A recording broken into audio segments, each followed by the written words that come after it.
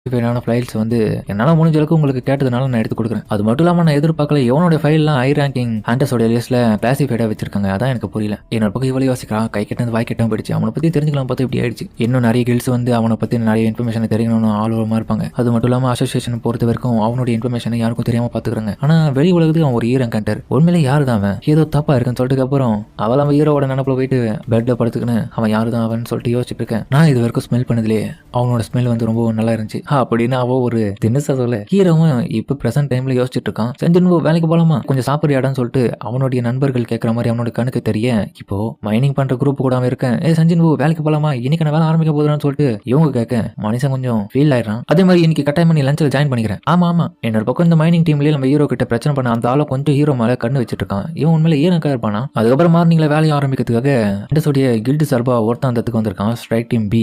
Excuse me, இந்த இடத்துல யாருன்னா மைனிங் டீம்ல இருந்து எங்களுக்கு உதவி பண்ண வருவீங்களா? அந்த ஒரு பர்சன் வந்து எங்களுடைய பேக்ஸை வந்து எந்த ஒரு எதிர்பார்ப்பும் இல்லாம தூக்கின்னு வந்தீங்களா, உங்களுக்கு எக்ஸ்ட்ராவா காசெல்லாம் கொடுத்து போனஸ் கொடுப்போம். ஆனா இந்த இடத்துல இருக்க எல்லாரும் யோசிக்கிறாங்க, என்னடா இது மைனிங் டீம்ல இருந்து இப்படி வந்து கேட்கறாங்க. அவங்களுக்கு நம்ம ஹெல்ப் பண்ண நினைச்சு உள்ள போனோம்னா அதிகப்படியா காசு கிடைச்சாலும் நம்ம உயிருக்கு உத்தரவாதம் கிடையாது. மைனிங் டீமோடைய பாஸ் கிட்ட ஒருத்தனும் சார் என்ன சார் பண்றது, இப்ப வேற இப்படி ஒரு ஆளு கேட்கறாங்க, நம்ம உள்ள இருந்து யாராச்சும் அனுப்பலாமா, நம்மளோட டீம்ல இருந்து யாரு போவான்னு நினைக்கிறீங்க? ஏன்னா இந்த இடத்துல வேலை யாரு சீக்கிரமா பிடிக்கிறாங்களோ அவங்க மட்டும்தான் நம்ம அந்த இடத்துக்கு அனுப்ப முடிகிற மாதிரி இருக்கும். அதனால யோசிச்சு பாருங்க சொல்ல அவரும் யோசிக்கிறாரு.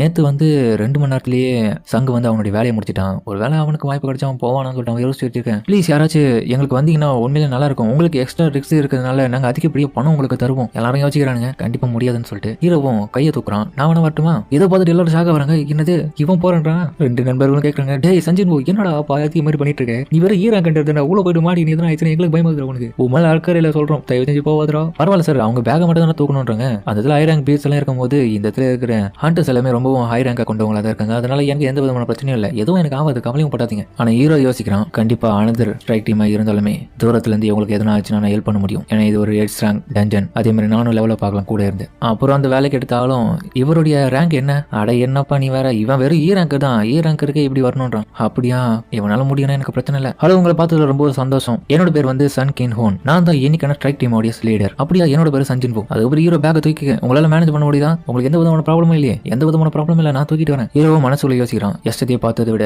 இன்னைக்கான கேட்டு ரொம்பவும் பெருசா இருக்கு, கண்டிப்பா பாஸ் பெருசா தான் இருக்கணும். ஏப்பா இங்க இருக்கிற மத்தவங்க சொல்லி பார்த்தேன், நீ நேத்து தான் புதுசா வேலைக்கு வந்ததா கேள்விப்பட்டேன். அப்பனா மைனிங் டீம்ல நீ புதுசா வந்தனால இன்னைக்கு தான் வேலைக்கு புதுசா, கொஞ்சம் பார்த்து இருந்துக்கோ. ஏன்னா இது ஒரு ஏரங் கேட், இப்பதான் நீ 2வது முறையா ஒரு ஏரங் கேட்டை பாக்கறல. அதுக்கப்புறம் ஹீரோவும் போலான் ரெடியா இருக்கு. அந்த இடத்துல செகண்ட் டயரோடைய ஸ்ட்ரைக் டீம் எல்லாருமே வந்துடுறானுங்க. ஹீரோவும் நேத்து பார்த்து அந்த ஸ்குவாடை காட்டிலும் எந்த இடத்துல இருக்க இந்த ஸ்குவாட் மெம்பர்ஸ் எல்லாருமே ஏ ரேங்க் அப்படி இல்லைனா பி ரேங்க் அதுக்கு கீழே தான் இருக்காங்களே தவிர ஒருத்தர் கூட எஸ் ரேங்க் கிடையாது. எஸ் ரேங்கர் அண்டர் இல்லாத 11 ஏ ரேங்கர்ஸ் 6 பி ரேங்கர்ஸ். இதனாலதான் இந்த டீம் வந்து கொரியாவோட